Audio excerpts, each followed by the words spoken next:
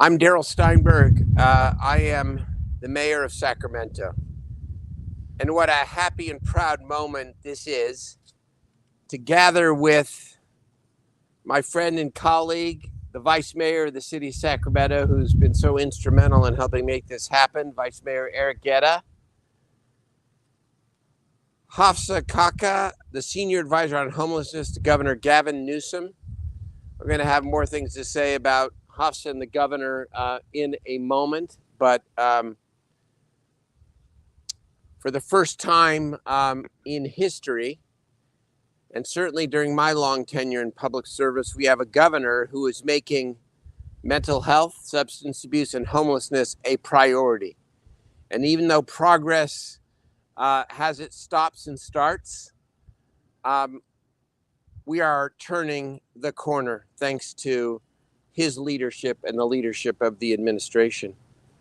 Jonathan Porteous, who leads WellSpace Health, a community hero, who envisioned this campus, and I'm going to use this word campus many times here over the course of the next few moments.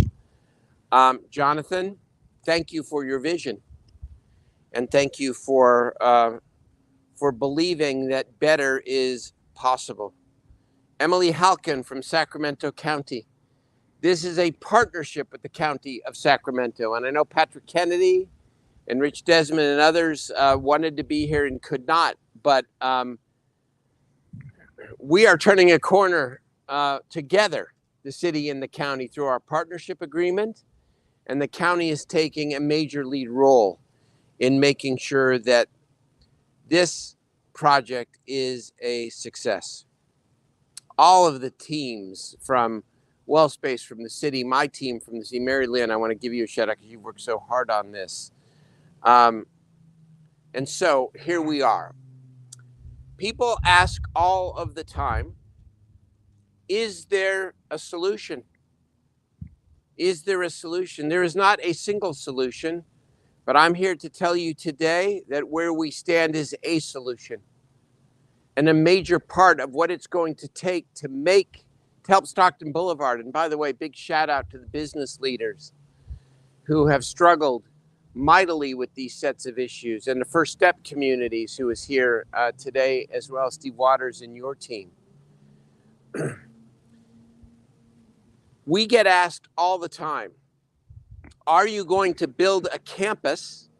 Are you going to build a campus in the city and county of Sacramento that is going to do more than just shelter people?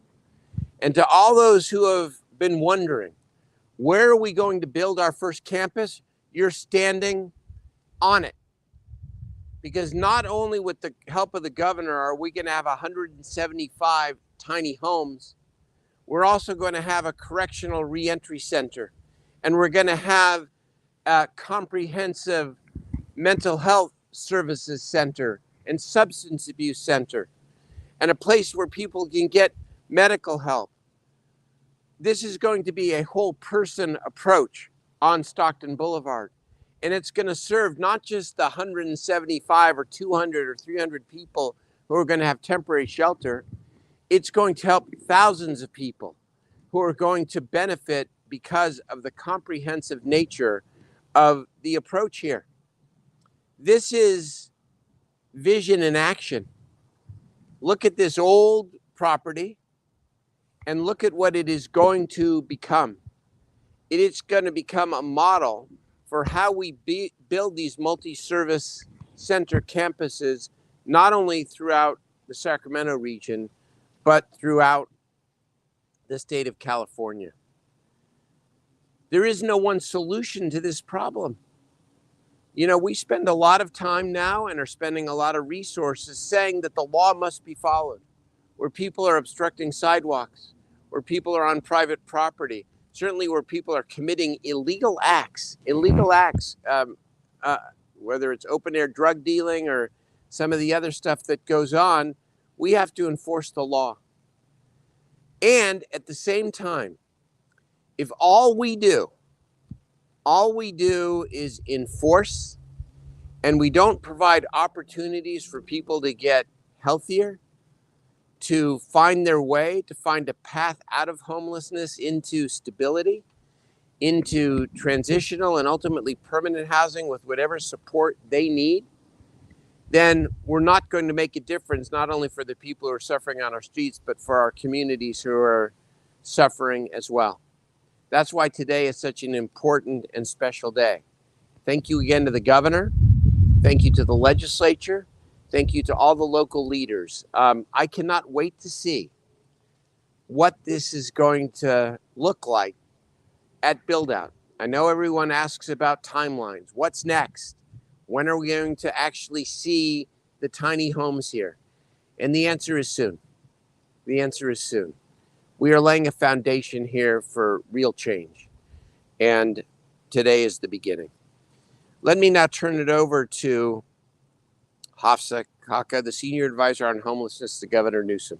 Because again, this is partnership between state government and local government and our communities, including our community-based organizations, to make real change. Governor stood there, yes, and said, we're going to do 1,200 tiny homes. Sacramento, 350 of them. Maybe more than our proportion of homeless people or more than the size of our community, but that's because Sacramento is a model for how to get good things done. Hafsa? Thank you, Mayor. Awesome. Well, good afternoon.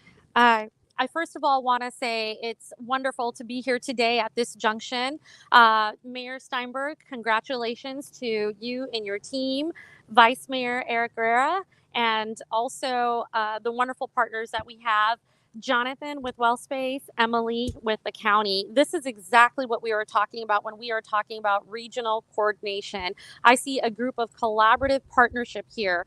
Yesterday, the governor released a press release on California's recent actions in tackling homelessness. Among the home key announcements and the housing and homeless legislative bills, we included the advancement of these small homes.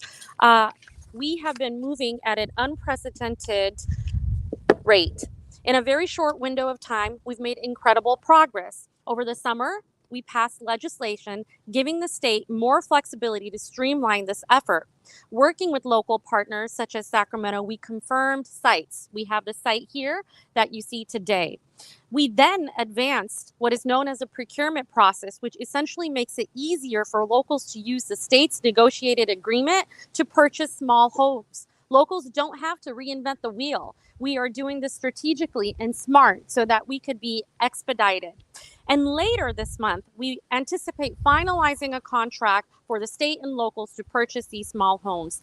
Listen, delivering the 1,200 small homes to communities across California is the largest undertaking of its kind ever advanced in the state, and no other state is doing such measures. This is not simply delivering small homes, but we are also assisting with the installation services, and we are working with the locals to identify parcels of land. And I also want to recognize the community of folks that came here today. That was very impressive to see the city of Sacramento having this support. We are not in the business of maintaining the status quo and keeping expectations low. Governor Newsom has made it very clear he's had an ambitious timeline, and with that, we are continuing the momentum. It is not okay for homelessness to continue, and with the beginning of these small homes, we will be able to address not only homelessness, but through the wonderful partners such as WellSpace, the supportive services needed to address all of the wraparound services. I also would like to take just a few more minutes to also collectively inform you about the Newsom administration committing more than $30 billion to address housing and homelessness since taking office, $3.5 billion for homelessness in 2023 budget alone. Most recently, Governor Newsom announced also the $179.7 million in home key grants to create 710 homes in 7 counties for a total of 13,710 units created. The state also announced this month that cities and local agencies throughout the state will receive $114.5 million in grants to remove litter, beautify neighborhoods, and transform public spaces such as this. through Clean California. Last month, we also announced $81 million to fund 12 projects to move unhoused Californians from encampments into housing. It's local collaboration, local leadership that is utilizing these funds to help make difference in people's lives. And lastly, the state also enacted the CARE Act, launched as of October 2nd to support behavioral health and mental health. So I just once again want to applaud the city of Sacramento and all of its partners in this wonderful advancement for this initiative of small homes. Thank you very much. Thank you very much. It's now my pleasure to introduce again the Vice Mayor for the City of Sacramento, in whose district we reside. And I know he will introduce Frank Louie and some of the business leaders as well. Eric's really led the way. Please give him a warm welcome. Vice Mayor Eric Guerra. Thank you, Mr. Mayor. It's a great opportunity to be here. For this site here, where I live, where many of us live, where many of our business leaders have invested their livelihood on Stockton Boulevard. This property has sat vacant for 10 years, for over a decade, leading to blight and a lack of investment. Today, what's exciting is a process stepping forward. That's not only the city, the county, and now the governor's office and the state investing in what will be, over the next decade, an investment of over $100 million with a full medical and wellness campus that addresses housing, medical, substance abuse, wellness, and pediatric and dental for the community as well.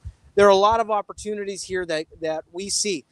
One, immediately, our neighborhoods want safe and healthy neighborhoods, which means addressing the issue of the folks living on the street and the impacts of the businesses here. This will allow us to help move and provide relief for our local businesses, and at the same time investing in here. The partners that are involved here have committed to work with our local businesses, the people who have kept this boulevard in South Sacramento thriving, to make sure that all those investments we move forward, we're moving together.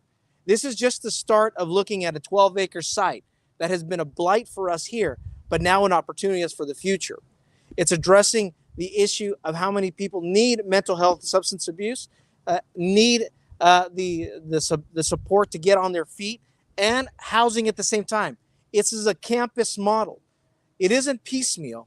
It's the campus approach of putting housing and mental health, and then using the power of contract services with empowering and bringing up our local community. What I hope to do and see in the next future here is working with our community forward and making sure that we address all of those needs of ensuring that we have with this site a 24-hour facility that has safety, security, and lighting, that also has immediate response with our businesses and our neighborhoods.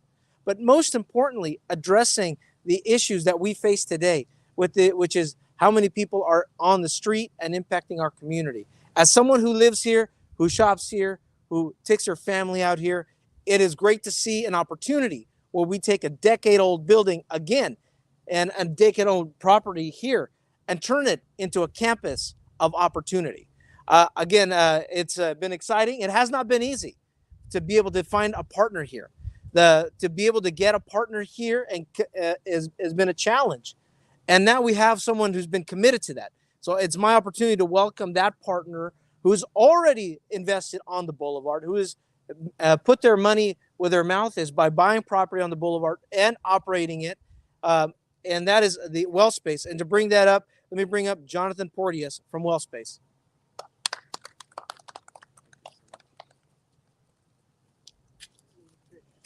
Good afternoon. It is an honor to have all of you here. As a number of people have mentioned, it takes a partnership. However much vision we might have, the vision is a partnership as well. And then enacting that vision is a partnership. I just don't think that we can get many of the things we do done without a collaborative spirit. I often say that we're like planks lying on the ground, and the only way you can get structure is by leaning them against each other. Another, getting lost in metaphor, which is not a very good soundbite. We've heard about this property being vacant, being abandoned. It has been. It's more than a decade. I think it's about 15 years. These buildings have really great bones, but they've been here a long time. Many of the people we serve have been abandoned. Many of them have been untouched for 15 years. Many of them have huge potential, have good bones, but they've not been given the opportunity. Many of us have watched people suffer for too long. We've watched being completely disempowered. We've watched people get sicker and sicker. We've watched systems unable to take care of them. We've watched systems not even having a system to take care of people. We've watched law enforcement getting handcuffed by rules and regulations. We've watched funds being unavailable for the care we want to provide. This is the place where we're going to try and do that. This is the place where we're going to try and empower the whole system and give an example kind of hope, an example of how restoration and transformation can happen. This is not intended to be a place where people live for a long time. It's a place where people come and transform their lives. Behind me is some land that's going to be a safe stay community. The state has started to work a contract up with us to have a safe stay community here. But it's actually also a major construction site. At the back of this property, against Morrison Creek, we're going to build a 200-bed residential rehab facility. That's going to start next year. We're going to start breaking ground next year. There'll be 50 beds of withdrawal management in there. There's also going to be a 200-bed reentry facility that the mayor mentioned. So we're already working with statewide partners on designing and building these major programs that this community and this region sorely needs. Also, within the almost 70,000 square feet of shell space behind you, we're going to have a major 988 crisis communications hub, 7 days a week, 24/7. This is the 70th year we've been running suicide prevention, and now we're doing suicide prevention and mental health crisis. And it's all going to work out of a 911 ready facility right here on this campus that we're working with the California Office of Emergency Services to design and build. There'll be an oral health program here for adults and children, dental care for the tens of thousands of people that WellSpace Health already sees in this local community. There'll be outpatient mental health and substance use disorders treatment services. There will be the residential rehab, and ultimately, up against Stockton Boulevard, there'll be a large-scale federally qualified health center, a community health center for a community that sorely lacks it. We currently have facilities within a mile, within 2 miles that people go to, but we need one right here. It's also going to have the spirit of the people who live here, because we are going to have a number of services really kind of tailored to the community here, especially the older adult residential setting that we want to build on top of our community health center, that it's going to be focused mainly on vulnerable older adults from the Southeast Asian community who live locally. So that's what we're talking about, transformation. We're not talking about a place where people come and stay forever. This is the place where they come and go through a major change. And you'll see also that this whole property, 13 acres, will go through a major change. You'll see lights on 7 days a week. Every night, it'll be safe and light and bright.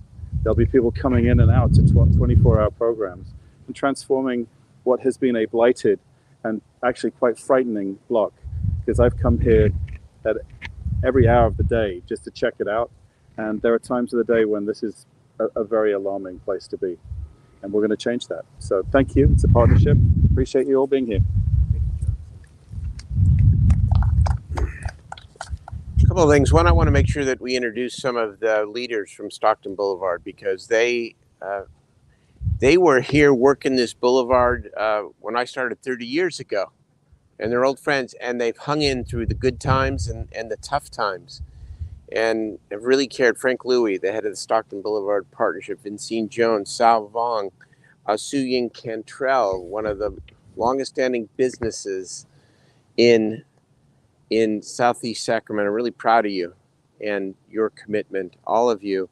You know, a lot of people point with pride, and rightfully so, to San Antonio's Haven for Hope campus model. Well, I want to repeat again, and by the way, that's privately funded. This campus is our first and only our first version of Haven for Hope. And it's going to represent the idea that people are whole people. We're not talking about people with a mental health condition or people who are unsheltered or people who have a substance abuse problem. We're talking about people who have a multitude of challenges who, with the right kind of comprehensive approach, can lead better lives.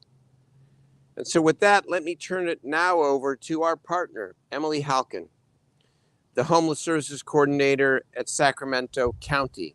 This is the second time now in a week that the city and county have stood together to actually announce the product of our still new partnership between the city and county. Thank you, Emily.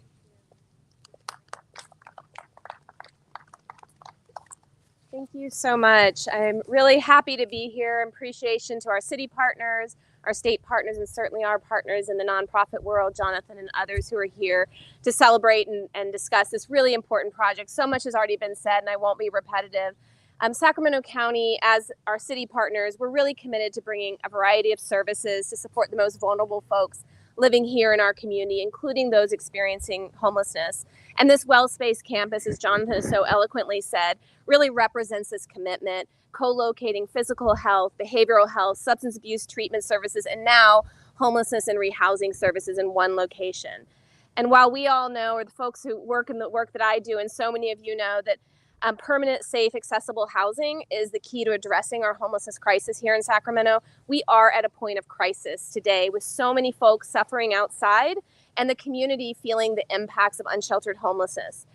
Over 2 years ago, the Board of Supervisors made a very intentional commitment to address this crisis in a new way by standing up and operating non-congregate shelters that we have called Safe Stay, and we're really happy to be able to use that acronym here as well. And locate these throughout the community, that inviting people in, no matter what issues they may be having, and offering all the services that they need to meet both their daily needs and also help them find a path out of homelessness.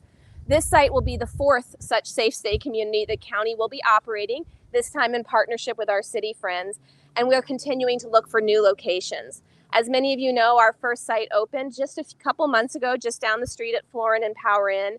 And while we're still getting that site fully up and operational and occupied, today we're already seeing the trust and relationship that is being built between the operator and the guests and our outreach workers in the community. And we're able to serve highly vulnerable people and supporting them with a variety of services to meet their needs. This site will provide an opportunity to expand and enhance on this approach, which we know works. And I do want to give a shout out. I don't think Hafsa mentioned that the state is not only coming in with funding for the building and construction, the tiny homes. The county was also awarded over $17 million in state encampment resolution grant funding, which will help support the ongoing operations for the first few years of this site. It'll allow us as the county to contract with a local community-based organization to deliver all of those services that are necessary for the guests of this site. They'll be able to quickly and successfully exit to permanent housing or whatever the next appropriate step is for them. That we'll have on-site case managers, on-site housing specialists, connections to other community services, some provided by WellSpace, such as behavioral health and substance abuse treatment. But we're also looking forward to bringing on job training and educational opportunities to meet the variety of needs of folks who will be coming onto this campus. And as the county, collectively with our city partners, works on some comprehensive solutions to really address this homeless crisis, including expanding outreach, as the mayor said, in our partnership agreement, increasing permanent housing through Home Key and other initiatives, and increasing our behavioral health services. These Safe Stay shelters are really a key component of our overall approach, and we're really proud as a county to be a part of this exciting new project and appreciate all of you celebrating with us. Thank you. I'll come on up here to answer questions. Jonathan will answer all the hard questions. Mayor Steinberg, you call this a first of its kind center and facility. Yeah. It's going to serve as a model for the state. But as I understand it, the center's first building for the center aren't going to open for a year, and this lease is only going to last 3 years. So you're talking about 2 years. Why pick a site that's temporary? And what are you going to do with the homes once this is built up? Well, first of all, we hope we're going to break ground on a portion of this project much sooner than that, the tiny home project, within the next couple of months, before the end of the year. But look at when we prove this model a success, leases will get extended long term. I'm confident. It'll be beyond my tenure, but there is no question when we're able to show a difference on our streets and thousands of people getting help, this will become long-term and permanent. How will it become permanent if buildings are going to be built here? Go ahead, Jonathan. You want to try? Yeah, it's a great question. Thank you. I can't remember the exact detail. I believe that there's a minimum commitment of this land for the Safe State community until July of 2026. Yeah. So we're talking about 3.5 or more years from now. That's almost 4 years from now. The question is how we can use the land around it efficiently. If that's possible, then we can maintain programs here. If not, then we already have an infrastructure and a way of doing things that we can move. You know, this question has come up in a different form a lot when it comes to the state and federal funding and even the local funding. Well, it's one time, what's two times? Or you're only guaranteed the funding for 2 or 3 years. And you know, look what's happened with HEAP and HAP as an example. It's one-time funding that has now repeated itself, I believe, 5 years. And success begets success. And what becomes one-time or temporary becomes long-term and permanent when you show the success. And that's exactly what we'll do here. Speaking of that, how's the homeless case area 3? I mean, so with the tiny home situation that the Sacramento Bee reported today, I mean, we've heard since, speaking of the HAP funding, I mean, last year at this time, the governor was trying to hold local jurisdictions accountable for not holding up their end of the bargain. But is the administration willing to say, okay, yeah, with this timeline on the tiny homes, we're not either? I mean, where is the administration on this? Well, I think that, as I mentioned earlier, we have made significant progress. I think that, as I mentioned in the summer, we passed legislation giving the state more flexibility to streamline this effort. That's a critical component. We also advanced a procurement process. I think oftentimes, look, I came from the locals, right? So when it comes to projects like this, it's just not overnight. You have a whole process that you go through. And what we're doing is we're aiming to streamline the process so that we could quickly and expeditiously get projects going, but also make it safe and right and quality. People deserve dignity in the space that they're in. So that is the answer. Thank you. So with, on that note then, I mean, the governor didn't say the tiny homes were coming overnight. He said they were coming this fall, or by this fall, and now it's mid 2024 in October. I mean, yeah, what's the holdup, I guess? So I actually went ahead and explained that already. There was actually progress being made. There's no holdup. We've been continuing the momentum, as I mentioned, that we went ahead and we passed legislation to make it more flexible, to streamline. That's not a holdup. That's progress. We also went ahead and created a procurement process, which essentially makes locals it easier to help get this going. Again, that's not a holdup. That's progress. And later this month, we anticipate finalizing a contract for the state and making locals the purchase easier. So again, that's not holdup. That's progress. I think one more thing that's important to mention is that we are working very, very closely with our local partners to breaking ground before the end of the year. I think it's also important to understand that the appropriate site is a critical component. And I'd like to thank the city of Sacramento and all the partners here today for finding this wonderful campus that we could see that there's going to be a lot of impact and change. Thank you. I think the public is looking for, an update. We haven't heard anything for nearly a year. It was said to be the fall. So, when can the public expect these 1,200 homes to be serving homeless individuals? So this is the update. We were giving a wonderful update here today with the city of Sacramento, and we're happy to follow up. Thank you. But you said the houses would be here. This is literally a holdup. Pushing it to a year after the governor promised to have houses is the definition of not making progress. Well, Passing legislation doesn't put a roof over anything. first of all, I think it is important to point out that this is not the first initiative from the governor or from local officials when it comes to homelessness. I mean, all the initiatives from the beginning of the governor's tenure through today have resulted in tens of thousands of people having housing and shelter who were not housed or sheltered before. And so what I've found at all levels of government is certainly true at the local level, is true in the state level, is that nothing ever happens as fast as we all want it to. There's a great urgency here, not just on this initiative, but on all these initiatives. And so we push each other, and we all have the same interest, which is getting more to build upon the tens of thousands of units that are already up, getting more up as quickly as possible. And, I think the update is that the expectation is we'll be able to break ground on the tiny home project within the next couple months, and then the units have to be delivered. And once they're delivered, then they'll go up soon. Sorry. No. So then when the administration says that it's going to do something in October, should the public not believe it? I think I'm sort of this way myself. I think you establish, you lay out a vision, you push hard for aggressive action, and then you get a lot farther than you would have gotten, and a lot sooner than if you didn't push hard. Look at it in this way. This initiative to do the tiny homes was an additional initiative on top of what the administration has already provided through HAP and HEAP. And so, yes, I get your question. We all want it sooner. We all want everything sooner.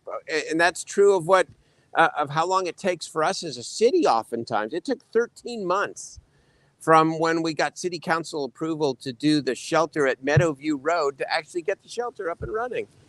And now it's running, and now it's a success. So why won't you guys say a new target date? Can you explain that? I said break ground by the end of the year. Okay, when do we expect the manufacturer to be able to deliver these homes? So what we will do here. Go ahead. Thank you. There are many moving parts to this, and I thank you all for the questions. What we'll do is we'll follow up on those details, but I do want you to know that the governor did put a very ambitious, because he understands how important and critical it is to get folks off the street. We have made significant progress today. We should be celebrating today. And again, I want to thank Mayor Steinberg, as well as the city partners, everyone coming together to create this vision and this plan. And like I said, we should be anticipating breaking ground before the end of this month. I'll take the next question, please.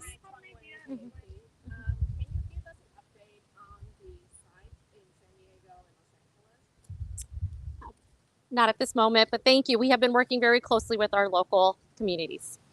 So it's constructed to break ground. Is it just for this specific site, or is it across all cities that have been? We are talking about City of Sacramento today. Thank you. This press conference is about this site. But no, the questions are, I think the questions reflect the hopes and the anxieties of everyone.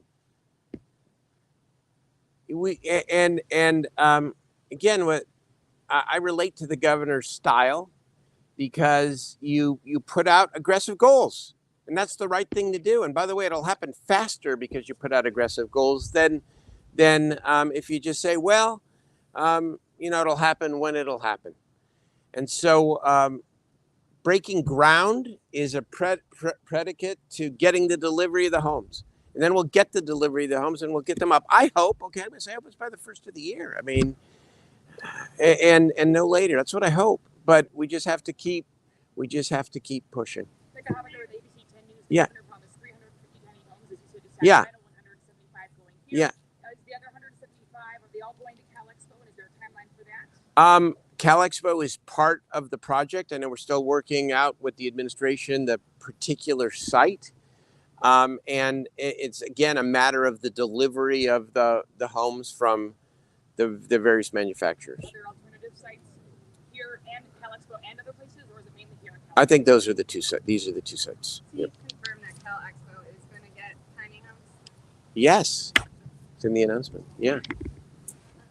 Yeah, Kate with Cal Radio. Hi, I'm Kate. wondering if the people who are here at the Seed site, who are placed here, are going to be able to access services from WellSpace Health at this campus, or if that is not going to overlap.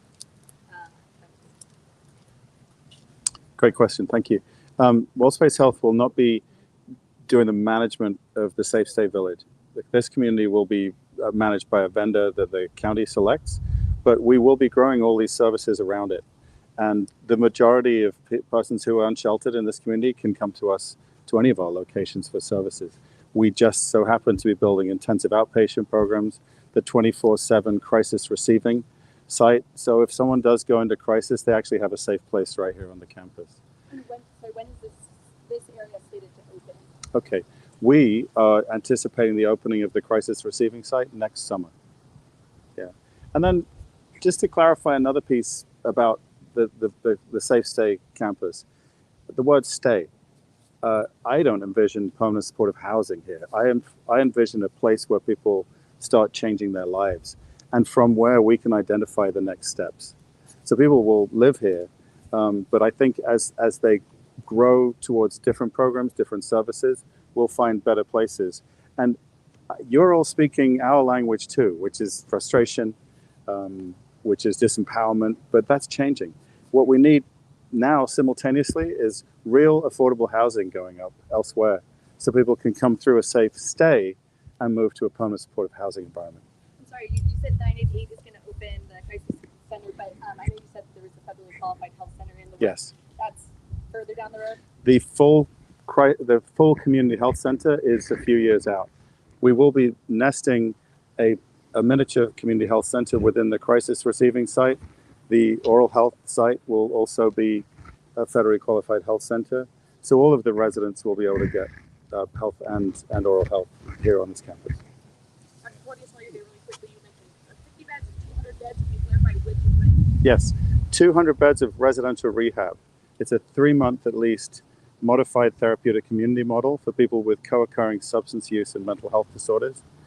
50 beds of withdrawal management, which most people call detox. And so we do a comprehensive detoxification service. And then 200 beds of re-entry, which is a program for people coming out of confinement, deflected from confinement, or coming out of rehab. Last question, please. Sorry, I forgot to introduce myself previously. Maggie, the question for the state. Manufacturers who submitted bids for the tiny home projects were asked to submit design for over 50 different tiny homes. Why ask for that many? Well, I think that's a good question. I think we want to make sure that there's a full due process, but we could get more information to you. Thank you. Oh, hey, hold on here. I want to say, look, this press conference is about this Sacramento site, but if anybody believes that a city is going to solve their own issue on their own, then they're expecting failure. What today we talk about is the fact that it's a city, the county, a health partner who had been working together, and now we have the support of the state as well. There is no way for any local jurisdiction to address these without that level of support. This site's been vacant for 10 years. It was slated to be a strip mall at one point that only provided retail service, and now it's going to provide not only the health and wellness and support, but free pediatric dental for the kids in the South area who don't have access to dental care. And it won't happen immediately. We would like that to happen immediately as well. But the fact is the co-location of the services, the campus model that may take us a while, it's going to have over a decade effects versus the last decade of an empty, blighted property. So I just want to leave the fact that I'm proud to be here with their county, who's putting up a big chunk of the resources, the city with its land use authority and its minimal resources, and it's adding to what already we've done in increasing the number of beds in our entire region. The 1,100 beds that we have, the safe stay that's already open today. Supervisor Kennedy, I think, is staying there right now over on Florin Road. The one over at Center Parkway that adds another 50. And all of these allow us and our teams the ability to find people a pathway so that we can have safe and clean streets and clean neighborhoods here for the owners that are here today. And that's what people want, is a good long-term plan. So I'll leave it at that. Thanks, everybody. Thank you.